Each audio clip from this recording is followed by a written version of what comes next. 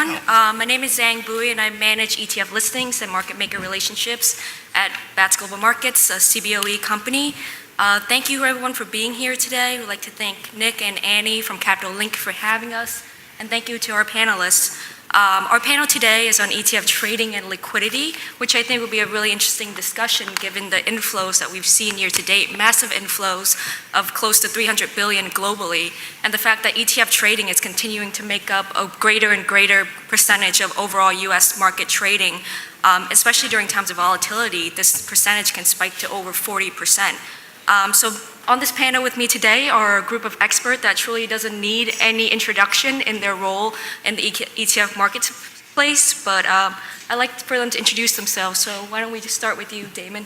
Sure. Good morning, Damon Walvoord. I'm co-head of the ETF group at Susquehanna. Andrew Swanson. I am with Morgan Stanley on the wealth management side, and I run the equity execution desk, which includes all the ETF executions for the wealth management part of Morgan Stanley. Reggie Browne, head of the ETF business at Cantor Fitzgerald. I'm Chris Hempstead, most recently with KCG ETFs. Thanks, everyone.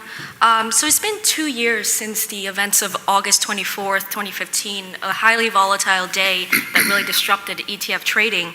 And since then, the whole ETF ecosystem has come together. Trading firms, issuers, regulators, and exchanges have all come together to try to make improvements to the US market structure to avoid future similar disruptive events. So I'd like to kick off our panel today with a discussion on these changes. Reggie, you've been in the forefront of these efforts with your role as a member of the Equity Market Structure Advisory Committee, or MSAC. Could you talk about some of these changes and how it could help drive growth in ETFs and global adoption? Sure. So I am a member of MSAC. It was formed by former Chair White of the SEC. And it was extended to August, so my comments are my own comments, not the SEC, I have to say that. From looking at marketplace resiliency and transparency, the exchanges along with industry made several changes in order to enhance the marketplace resiliency. So when marketplace-wide events do occur, like it happened August of 15, there are better outcomes for retail clients who are using ETFs, particularly around market orders and boundaries where ETFs trade, inside a governor. But largely, I give credit to the exchanges for also coming together and making enhancements to the exchange environment, particularly around price transparency. When stocks are not open, that was a big part of the problem, is that New York had some old rules on the books, and there wasn't a lot of clarity in the marketplace around where equities were trading and where ETFs were pricing equities need to be opened up. So I think we have a better environment than 2 years ago. That's great to hear. Damon, maybe if you can talk about some of how these changes have impacted you and your firm. Yeah, I think when we think about the aftermath of August 24th, kind of think about three categories or three constituencies that were involved. The first being the retail investors, as Reggie alluded to, and maybe Andrew next can speak a little bit to that side of the equation. Then there was the market making, the liquidity community, which I can speak for briefly, and Reggie spoke already a bit about some of the changes that have taken place on the regulatory and kind of exchange side of things. So as far as the market makers, I mean, as most of you probably know, the disruption really affected almost exclusively, but really disproportionately, the US equity-based ETFs. It was ETFs that were based on US equity underliers. And a big reason for that was, up until that point, as a market maker, we had always had the ability to price those ETFs based on real-time price feeds from the US equity marketplace, from the equity exchanges, because ETFs overlap with the equity marketplace, obviously. So normally, even in times of volatility and things moving around and individual stock or sector perhaps disruptions, the ETFs had those underlying prices to feed our models around which we base our quotes and we provide our liquidity. On that day, of course, at 9:30 in the morning, the equity market by and large didn't open up, and we didn't have those price feeds. So fast forwarding and really it happened in a matter of a couple of months after, there were a lot of opportunities for us to do what we do in the market, namely provide liquidity and particularly supplement liquidity in times of stress or where there's an imbalance of order flow, as there was that day rather. And so there are many kind of new models and new checks in place to be able to quote ETFs, even in the absence of the pricing of all of the individual underlying stocks that we had. As an example, fixed income and even maybe clearer example, an international equity ETF like a Hong Kong ETF. All day, every day, from 9:30 in the morning to 4 o'clock in the afternoon New York time, we're pricing and when trading and providing liquidity in a Hong Kong ETF for which the basket of securities is closed. At all points, right? Because of course Hong Kong's doesn't have any overlap with our market. So we have ways and means of providing liquidity in the absence of real-time underlying feeds. It just, up until that point, no one had or meaningfully, broad-based across the industry, the liquidity community hadn't really built US equity ETF models that were equipped to do that. And to a much greater degree today, we are. And therefore, I don't think we would see situations where an S&P 500 ETF is going to trade down 30%. As it did on that day. Thanks for talking about your impact on evaluating ETFs in your role as a market maker. Andrew, can you talk about the impacts on your role of executing ETFs for your wealth clients? Absolutely, and it's been very interesting over my 25 years with Morgan Stanley to watch the ETF business develop to where it is, and very interesting to see how it continues to develop. And we'd all like to think that this growth of this industry is bump-free, but events like August 24th or the flash crash prior to that, are always learning experiences and a chance to do better what we're doing and find where some of the flaws might be. So certainly on the desks now, the sensitivity around large orders hitting the market improperly or without the proper handling is greater now than I've ever seen in my career. So certainly market access controls are more important now. And then also it reminded us, the August 24th event, of the need to educate on proper executions and how to handle ETFs. They are not straight equities and therefore have some unique trading characteristics, and without getting into some of the rote details. But it certainly was a impetus for us to further educate our clients and our sales force around how to use stop orders properly, certainly consider putting limits underneath stop orders, some of the rote things like never buying an ETF on the opening of the market or avoiding the close of the market. These are some of the areas where the problems tend to arise and were really magnified to a great degree on August 24th. So, simple aspects of handling, and then really with any kind of larger trade, to get a trading desk that has understanding of ETF dynamics, liquidity, market structure, so a higher touch desk involved with a larger trade to make sure some of the vagaries or the automation underneath the electronics in the marketplace don't expose that order improperly or result in a lousy execution. So lean into a high-touch ETF execution desk, and you'll find things go better. So, kind of educating the sales force as much as anything else. Sure. Chris, have you seen similar education front and changes in your role, and especially when it comes to slowing down the trade and moving to a high-touch environment? Absolutely. The interesting thing about August 24th is, while it got so much headline, that the event itself, if you want to think of it as a single event, took about 15 minutes to play out. And the rest of the day, it was incredibly active that day, and there was a lot of pain. I'm not going to, try and, diminish the fact that a lot of people had orders out there that maybe they weren't aware of how the orders worked and things along those lines. So that, like Andrew was saying, there's been a tremendous amount of education on how to use stop orders more effectively if you're going to use them at all. But one of the messages that we try to drive home with ETFs is that as people begin to use more and more of the ETFs that are available, there's 2,010 ETFs or so currently, and that number continues to grow. But what else is growing is the number of products that people are using on a daily basis. It's pretty exciting to see, that 200 or 300 ETFs, are used to make up 95% of the volume on any given day. That number was much lower many, many years ago. So as we see people learning more about the products and learning how to avoid certain mistakes, they're finding comfort. And you just have to understand, I've learned myself, I've started playing with some of the tools that are available to the average investor, and you look and you say, okay, you don't have real-time data on your E-Trade app or on your whatever platform you're using. You can ask for that. You're entitled to ask for it. They may not provide it, but you should have it. And you should also, what we try to stress to people when they're looking at products is to get to know it. Just find a comfort level. There's no urgency in most cases. There's no need for speed, as people like to say. Everyone's in a hurry. Just get to know what the normal characteristics are of the product. Volume and AUM typically don't really mean much, but know what the normal spread is. Know what the normal price is in the fund relative to its underlying value, relative to its net asset value. All of this information is available on the issuer's websites. You can get quoting characteristics from your various dealers and brokers that you're working with. If something is 10 times wider than it normally is, you should probably take a pause. Just get comfortable with the products before you buy or sell them, and I think you're going to have a much better experience, and you'll be able to avoid days like August 24th. Because if you were very comfortable with a name that was impacted on August 24th, and you pulled it up that morning at 9:36 and you saw a wide spread or an extreme deviation from its underlying value, you probably would take a pause.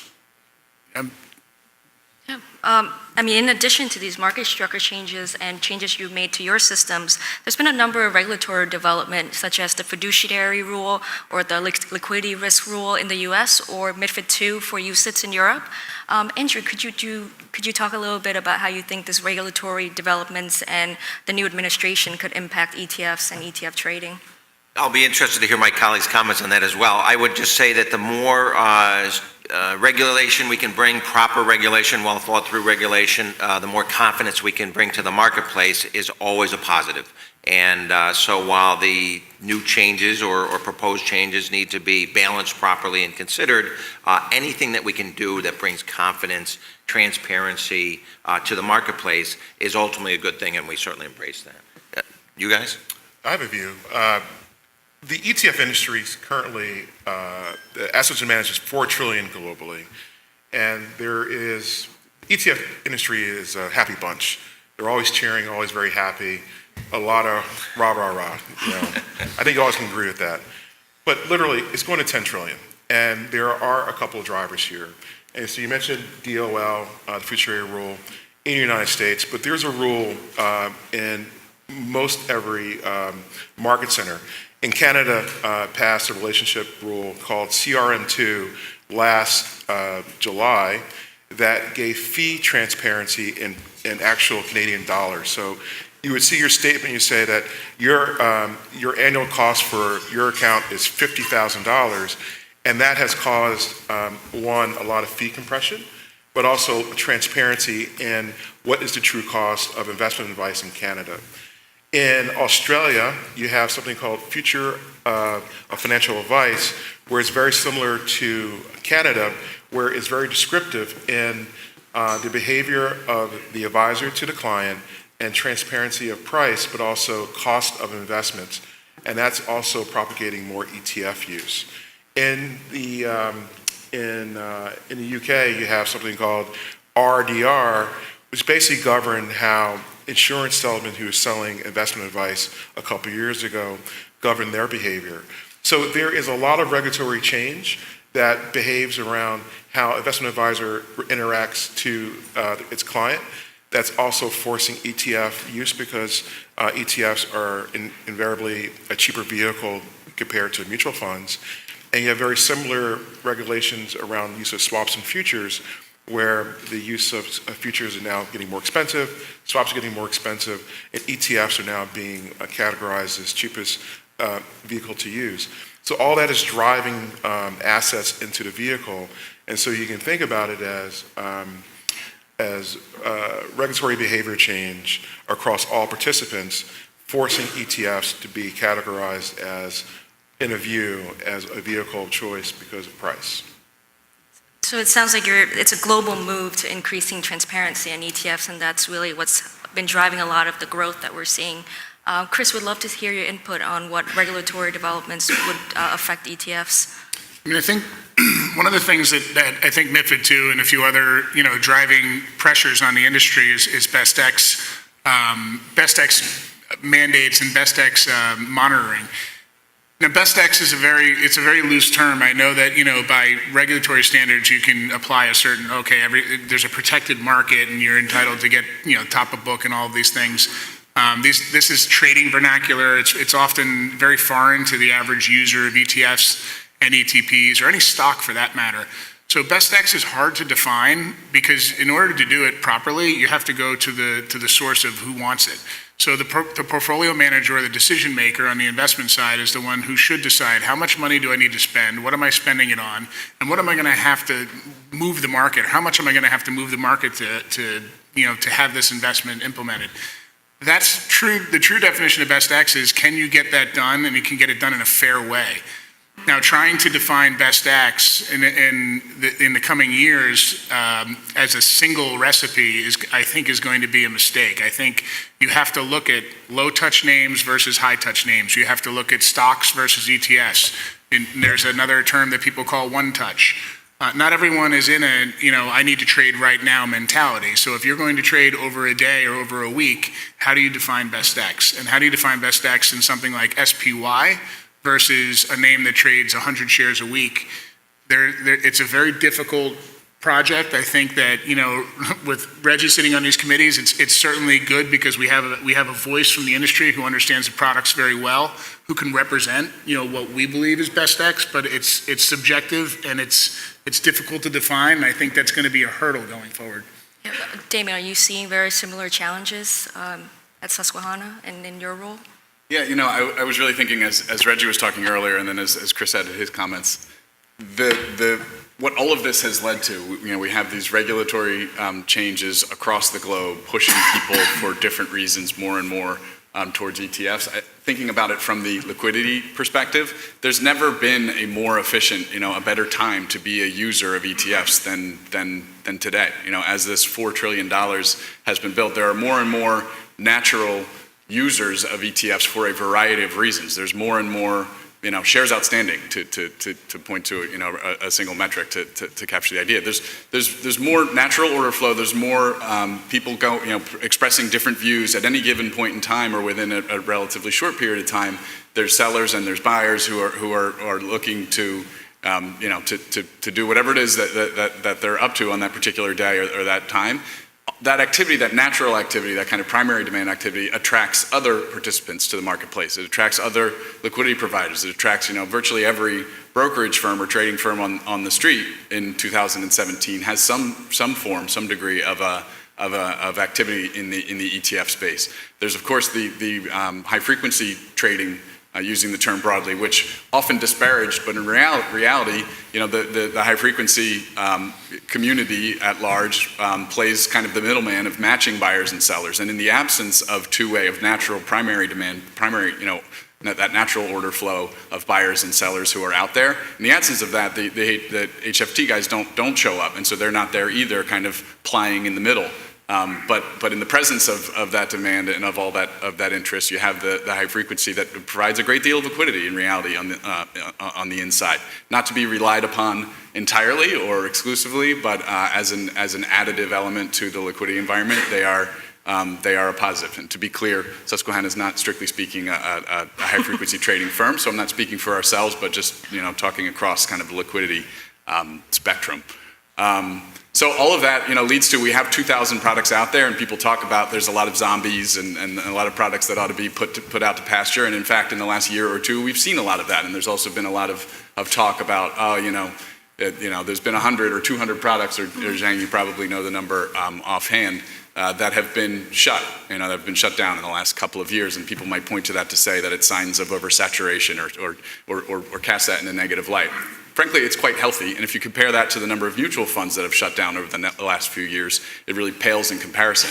And it's the owners of those funds through those events have liquidated to very fair and reasonable levels. So whereas it's not ideal and suboptimal that perhaps you buy an ETF that subsequently closes down, it ought not or need not be a harmful outcome in any event. Yeah, definitely. It's healthy for the industry to see some closes, and it makes room for newer, innovative products to come to market that way. So we've talked a lot about ETF growth and adoption, and I think fixed income ETF has really been the benefit of this transparency and lower prices and intraday liquidity access. And you really see over the past few years, the use of fixed income ETFs has started to grow. Last year, inflows into fixed income ETFs actually outpaced US equity ETFs. So the fixed income flow was making up about a third of the total overall net inflows that you're seeing. So just wanted to get your thoughts on what you think is really growing this adoption. So Reggie, why don't we start with you? The corporate bond market is $8 trillion. And if you look at the market structured around fixed income trading, there isn't a lot of clarity about price discovery. ETFs with equity rules have given price discovery to fixed income. And if you look at the growth, it's very symbiotic to index a bunch of bonds and give instant pricing transactions to the corporate bond market, and that's why ETFs are growing. So if you look at investment grade and high yield ETFs, for example, the price efficiency that ETFs have brought to the marketplace has been pretty incredible. For $1 billion of exposure in high yield, the trading cost is 35 basis points of impact. And so if you look at where else can you buy 250 bonds and get instantaneous pricing for $1 billion worth? That's why ETFs are growing. And then the flexibility of their create redeem structure. You're able to take a collection of bonds. Let's say you have a portfolio of bonds. An authorized participant can go into your portfolio, take a series of bonds and create an ETF and give you back an ETF back to your portfolio without hitting the secondary market. So there's a lot of flexibility there.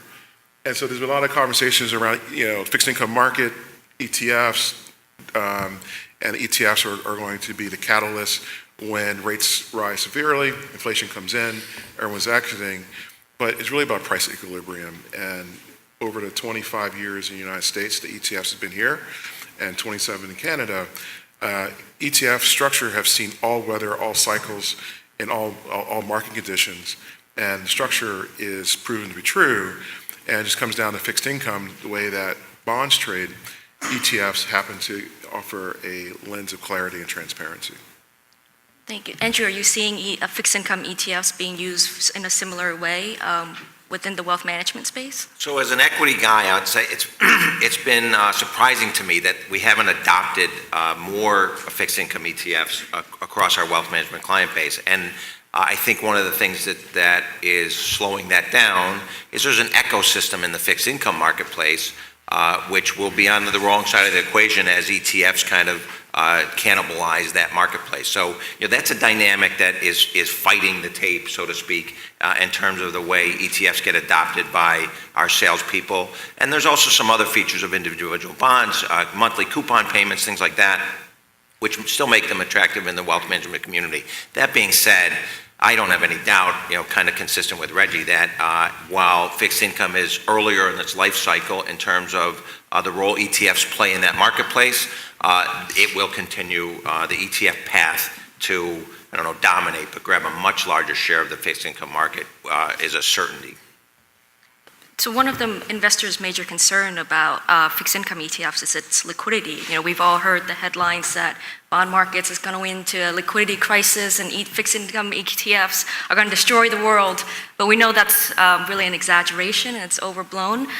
Chris, can you talk about the tradability of fixed income ETFs? Sure. I mean, and just to touch on a data point that was thrown out, $8 trillion versus the amount of money that's actually in these corporate bond ETFs. I mean, it's clearly ETFs are not the issue. If there was going to be a bubble burst, ETFs would be a very small portion of that.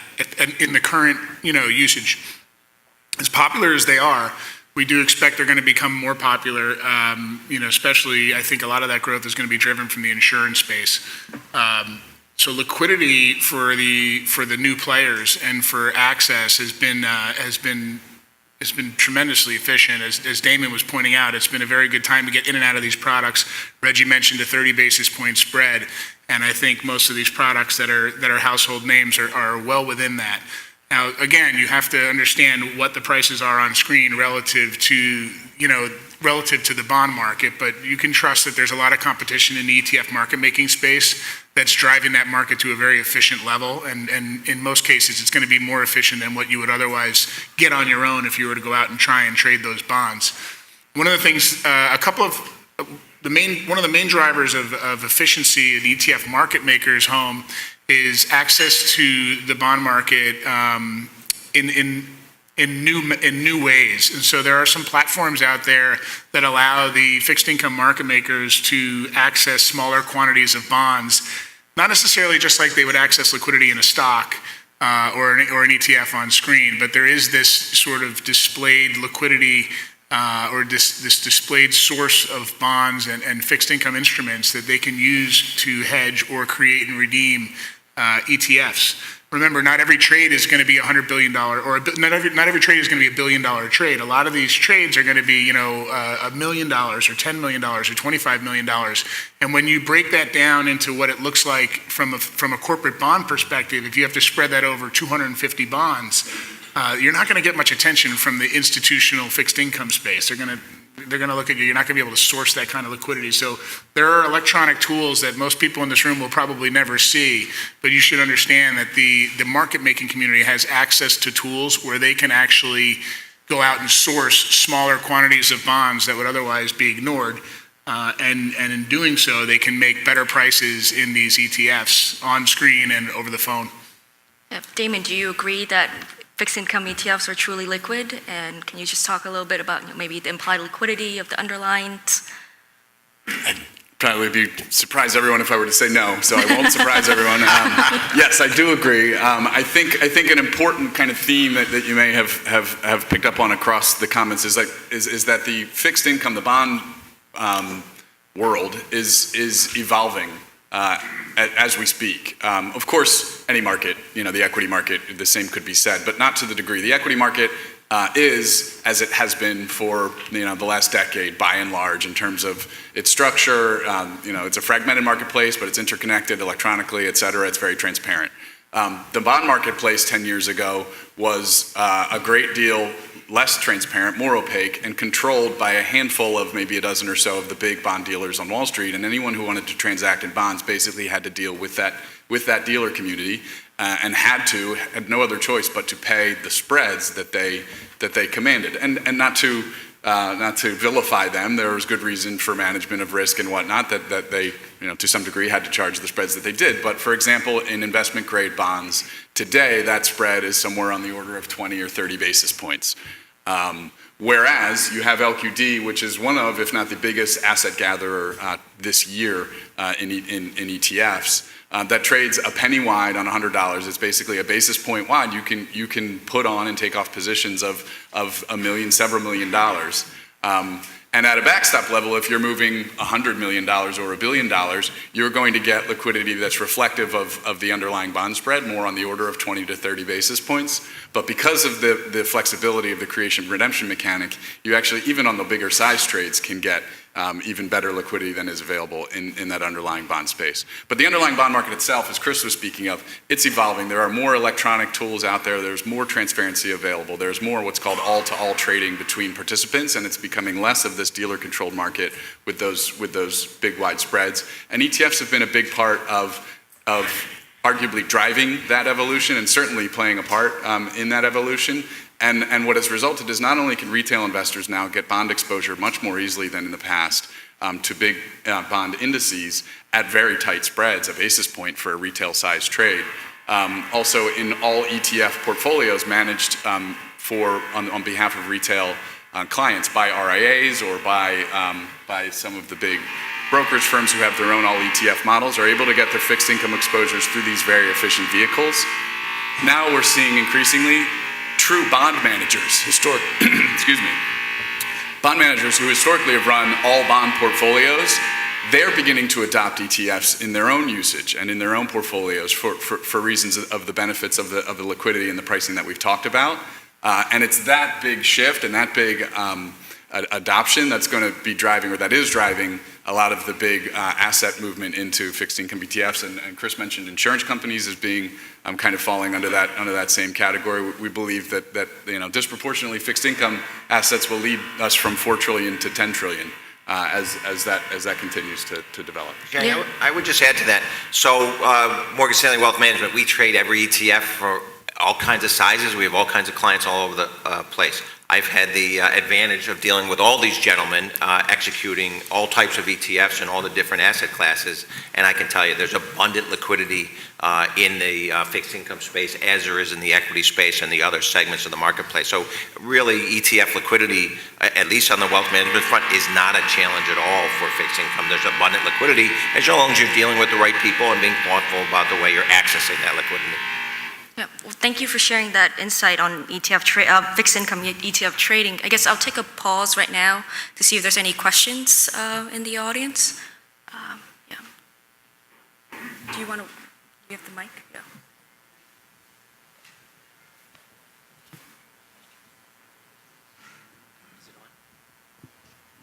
I've heard that the challenge to liquidity in the fixed income space is at times of interest rate shock, whether it's a day or a quarter.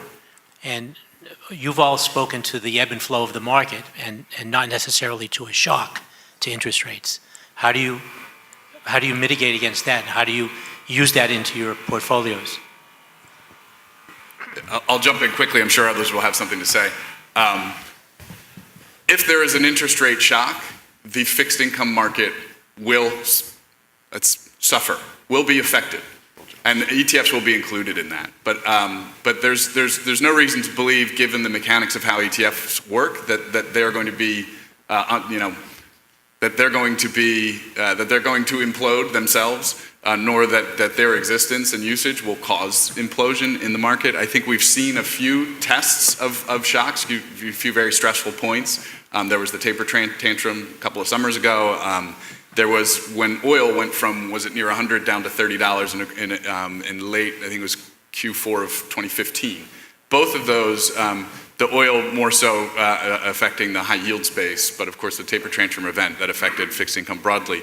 In both cases, we saw ETFs not only not break and not only show no signs of having exacerbated the problem in the market, but on the other hand, they provided a cushion, they provided a buffer, they provided a pool of liquidity that, in the absence of which, would have only resulted in more selling pressure in the underlying bond markets than what we saw. As a quick example in the high yield space, the high yield ETFs in December of 20, I think it was 15, if I'm remembering correctly, yes. The fixed the high yield ETFs at that point, it was really almost a coming out party for them, whereas leading up to that point, you may recall Carl Icahn and others were out in the press and a lot of headlines about the high yield bubble and how ETFs have driven that, and ETFs are going to cause this major disruption. And in fact, the opposite happened. And we went from having about $1 billion notionally trading in high yield ETFs that year, on average, up until that point, versus an underlying high yield bond market that traded on the order of $10 billion, so about 10% at the ETF level versus the underlying level. In that period of shock, the underlying market virtually froze up. A significant segment of it, in particular the energy sector, which was 10 or 15% of the indexes, bids were well lower, and a lot of those bonds were not trading at all. There weren't bids available at all, and yet at that time the high yield ETFs then stepped up and provided that liquidity for people looking to get out of their exposure to high yield, and they were trading $4 and $5 billion versus the underlying market that dipped to below $10 billion, and so we had virtually 4 or 5 times over increase in the liquidity provided at the ETF level, which was much of which was warehoused at the ETF level, and as the market normalized, that liquidity was passed back into the ETF market. Well, I'll give you an extreme example. Let's go back to TARP.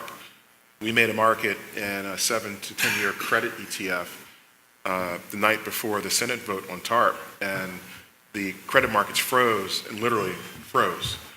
And we promised to make a market the next day, and we were held to $100 million worth of risk in a 7 to 10 year credit ETF. Customer got filled, made a price, we agreed on price, and we hedged our exposure in different ways, but we were exposed. Client was happy, we were hedged our risk, and that shows the opportunity to transfer risk using ETFs. And so there's no free lunch trading ETFs. ETFs do not guarantee you from a principal loss or gain, but it's an opportunity for you to transfer risk. And if you look at how I structure my book, and I think how Chris, formerly at KCG, and how Damon at Susquehanna, I run 3 portfolios, one U.S. domestic, one emerging developed markets, another credit ETF, and I have a 4th one, kitchen sink, commodities and things that don't fit that into a portfolio. And so if you look at fixed income, for example, our average overnight risk is about $800 million worth of ETFs in fixed income across the credit curve. And we hedge our interest rate risk, our credit risk, and our nominal exposures. So you're looking at some very complex stuff, but when you get down into looking at DV01, a price change for credit movements, we are very learned in how to hedge those risks and communicate to clients how to think about it in ETF format as well. And so the complexity, while the ETF instrument seems fundamentally easy to understand, there's a price, there's an ILPV, indicative fair value, but when you break down the components, there are some complex instruments in there that without a direct relationship or a way to understand to get to market access questions, Andrew at Morgan Stanley has a very robust system where if Morgan Stanley FA, because my FA is at Morgan Stanley, has a question, they can get those resources. So those resources are very important when adjudicating your business. Any other questions? Yep.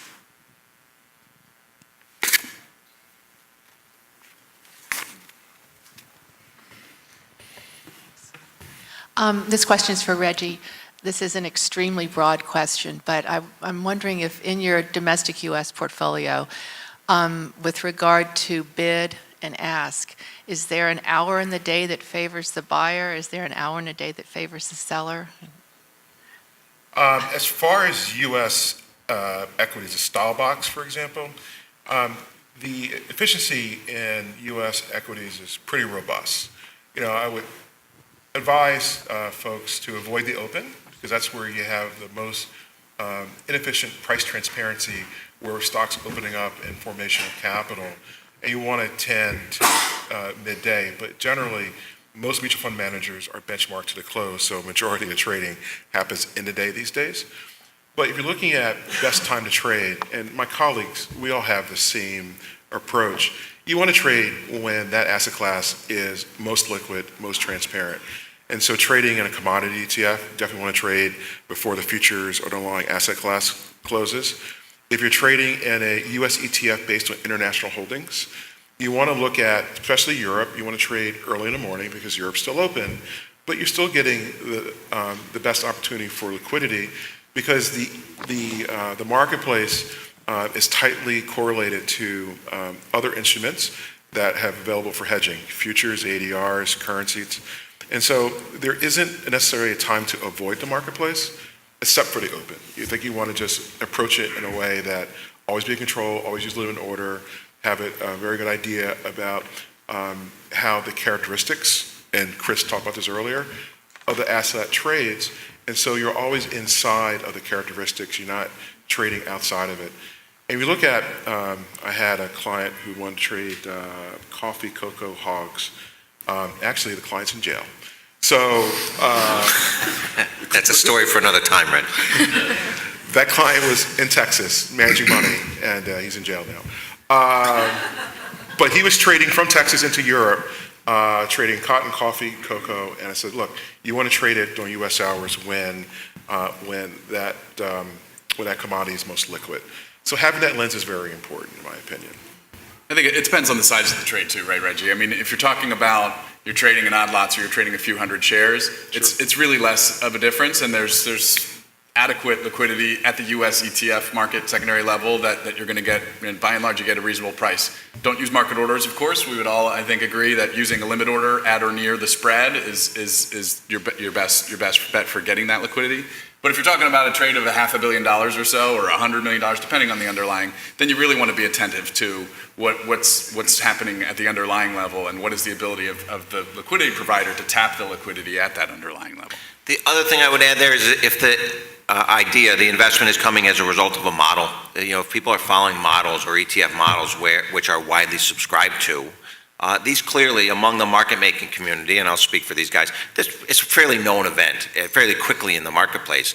And while, again, on a smaller trade, it's not going to make a lot of difference, it will skew the bid-ask spread a little bit, which can disadvantage someone who's late to following that model. And then, more importantly, important to use folks that are sensible about that, or limits where you can kind of control pricing in the market and not get taken advantage because the spread's been skewed as a model's employed in the marketplace. Good point. I think, yes, one more? Yeah, I have two questions, really. Reggie, you just talked about the international ETFs that are traded here and the underlying securities. Is it good to trade those outside the normal trading day because Europe is, and because I've noticed on Germany or UK or any of these others, they gap up and gap down on the open and on the close once those markets close. But what about non-trading hours in the U.S. and doing it off market? You guys make good markets on after they close on the U.S. time? Yeah, absolutely. The worlds are dynamic. So, at 10, in this forum, I'm talking about larger trades. And so we tend to access the underlying marketplace. But if you look at ETFs, they are a predictor of future prices in the local market. So, for example, if there was $1 billion of risk transfer in the United States with a net $1 billion to buy in some local country, the marketplace is going to go buy $1 billion overnight in the country and move it where the marketplace is predicting for the next day's trading. And so there isn't necessarily an inefficient time. The ETFs are giving you a predicting of where the market is pricing based on U.S. moves. And if you look at the net cost for you to trade, it's very, very small. I mean, less than 2 basis points in that cycle where the market may be off. But a lot of times there's no liquidity in some of those. Oh, If you go after noon sure. and you wanted to trade Italy, I mean, the amount of liquidity that you find from the U.S. market is pretty small. You have to chop it up into small bits and pieces. We can definitely make you a market in the iShares Italy ETF in large sizes. Because what we're going to do is we'll sell you Italy and we'll turn around and take a look at other European developed markets and then hedge our risk that way. And then there's futures that trade throughout the trading day that we can grab as well. And so if you're looking at some smaller markets, there's always an opportunity to hedge yourself. If I can add on to what Reggie said, I mean, he made a phrase, a transfer of risk.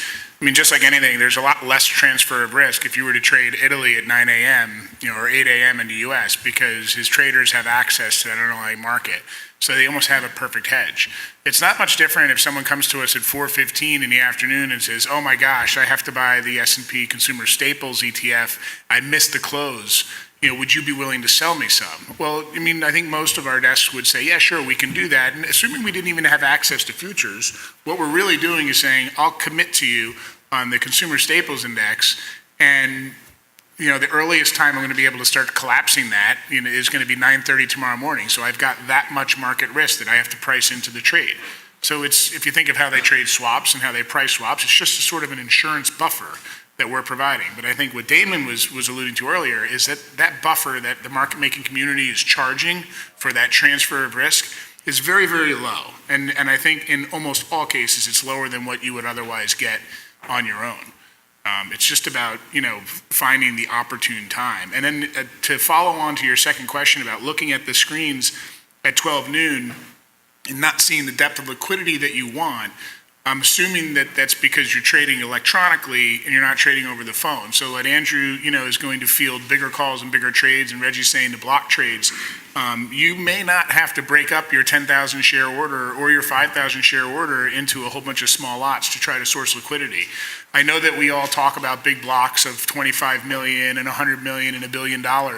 But I can assure you that if an ETF's trading 2,000 shares a day and you want to buy 5 or 10,000 shares, you can call, the block desk at Morgan Stanley, and they'll get you a good price for that. And every one of our desks we're going to price it. I mean, sometimes we do it automatically because they're a little bit smaller and there's a lot less risk, but it's very efficient and there's no size too small to pick up the phone. So thanks everyone for your question. We're just right about out of time. But thank you everyone for attending. I'd like to thank Chris, Reggie, Andrew, and Damon for sharing your insight. So thank you. Thank you.